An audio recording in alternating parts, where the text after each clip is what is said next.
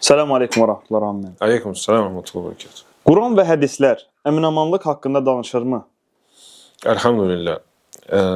Əlbəttə ki, Quran-ı Kerim və Peyğəmbər sallallahu əleyhi və səlləm hədisi bu mühüm mövzuya toxunur. Çünki əminamanlıq ən böyük nemətlərdən biridir insan üçün.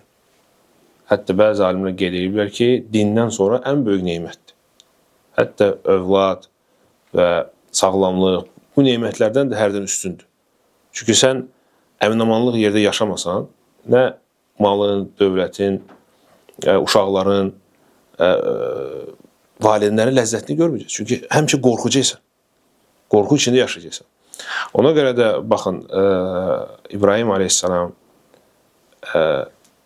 Peyğəmbər o vaxt ki Allah subhanahu wa ta'ala ona əmr elədi ki, öz övladını İsmail aleyhissalamı gətirsin Məkkəyə və bildirdi ki, bu yer o vaxt elə səhra idi. Gələcəkdə şəhər olacaq və insanlar orada yaşayacaqlar. İbrahim aleyhissalam ən birinci şeylərdən Allah'tan nə istədi? Əminamanlıq istədi bu yer üçün. Dedi ki, Rabbi cəl həzə bələdən əminə. Ey Rabbi, bu diyarı, yəni Məkkəni əminamanlıq diyarı elə. Sonra dedi ki, وَرْزُقْ أَهْلَهُ مِنَ الثَّمَرَاتِ. Sonra dedi ki, onlara, onun əhlinə ruzu yetir. Yəni ruzudan qabaq əminamanlıq istədi. Və bu əminamanlığın əhəmiyyətini göstərir. Və həmçinin Allah subhanahu wa ta'ala Məkkə müşrikləri xitab edərək onlara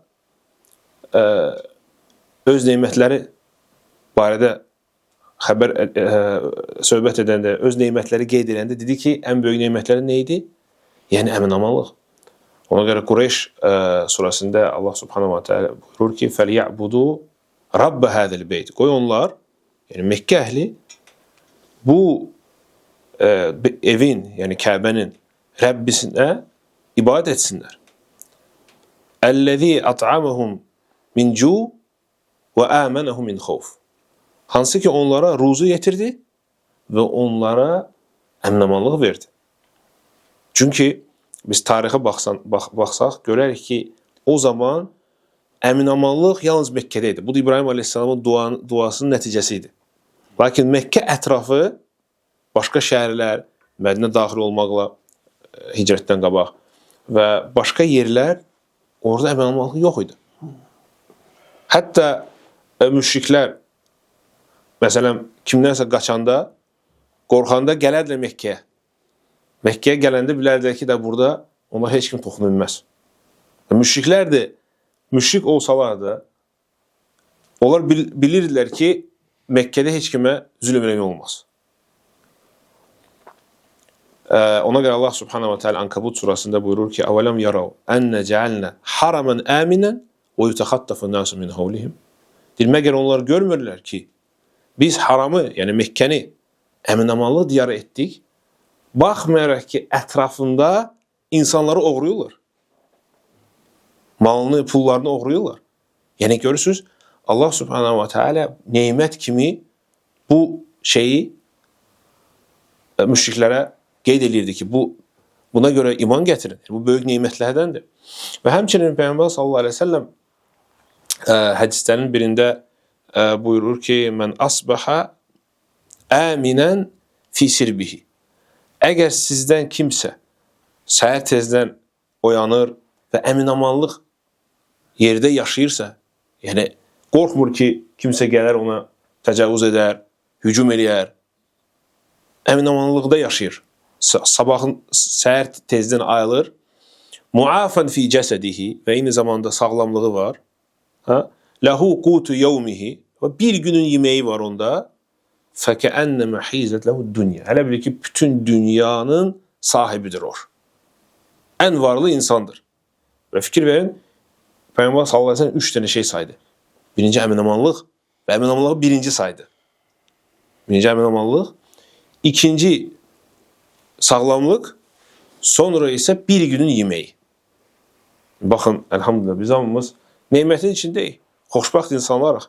Elhamdülillah, Azərbaycanda əmin-amanlıq yerdə yaşayırıq. Hətta indi baxın, bir çox ölkələr ətrafımızda, necə o zaman Məkkənin ətrafında, hətta indi bizim ətrafda əmin-amanlıq yoxdur. Lakin biz əmin-amanlıq diyarında əlhamdülillah yaşayırıq. Və həmçinin sağlamlığımız var. Və nəinki bir gün yeməyi, əlhamdülillah soyuducularımız doludur. Neçə gün yeməklidir. Ona görə Allah'a şükür etmək lazımdır. Bu nemətin dəyərini bilmək lazımdır və qorumaq lazımdır. Bu neməti qorumaq lazımdır. Birincisi, Allah subhanahu wa ta'ala şükür etməklə, Allah'a şükür etmək lazımdır. Çünki insan şükür etsə, Allah neməti onun üçün qoruyar. Allah subhanahu wa ta'ala buyurur Quranda ki, لَاِنْ شَكَرْتُمْ لَأَزِيدَنَّكُمْ Şükür etsəniz, onda nemətlərimi sizin üçün artıracağım. وَلَاِنْ كَفَرْتُمْ اِنَّ عَذَابَ لَشَدِيدٍ Və əksinə, naşükür olsanız, onda mənim əzabım şiddətlidir. O görə bu neməti qorumaq lazımdır, Allah'a şükür etmək lazımdır və həmçinin səbəblərdən də bu nemətə müxalif olan bütün amilləri, əməllərin aradan qaldırmaq lazımdır. Ona görə də məhz buna görə şəriət dövlət başçısına qarşı çıxma qadağan edib. Çünki dövlət başçısına qarşı çıxmaq əmin-amanlığı pozur. Əmin-amanlığı pozur. Hatta zalim olsa da, necə bu barədə biz danışmışıq. Ona görə İmam Ahmed radiyallahu rahimuhunun yanına gələndə alimlər dedilər ki, bəs siz bilirsiniz İmam Ahmedin vaxtında xəlifə Mötəzili əqidəsinə meyl eləyirdi. Və o əqidə idi. Və alimləri hətta öldürürdü. Bəzi alimləri. Onlardan əgər kimsə Allahın sifətlərini inkar eləmirdisə, məcbur eləyirdi ki, Quran-ı Kərim məxluqdur deməyə. Və gəldilər İmam Ahmedin yanına dedilər ki, əmr elə, icazə ver, çıxaq dövlət başçısına qarşı. Dedi ki, fitnə olar. Deyir, bundan sonra nə fitnə? Alimləri öldürürlər, bizi dini yaşamağa qoymurlar. Baxın İmam Ahmed nə deyir? Deyir ki, indiki fitnə lokaldır. Necə olsa, bəli, zülümdür, zülüm olunur alimlər, müsəlmanlar müəyyən dərəcədə, lakin yenə də lokaldır. Yəni o bütün dövləti bürümür. Əhatə eləmir bütün xalqı. Lakin qılınc qalxsa, cəmaat çıxsa, onda fitnə hamını bürüyəcək. Baxın İmam Ahmed rahimullahın fikrinə. Ona görə də şəriət dövlət başçısına qarşı çıxmağa qadağan edib. Çünki bu ilə baxın, o zaman küfrə məcbur elirdi dövlət başçısı. Bəs indi necə? Əlhamdülillah, yəni xüsusən bizdə nemət içində yaşayırıq.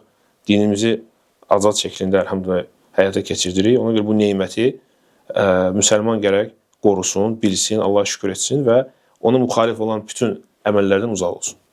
Allah sizdən razı olsun.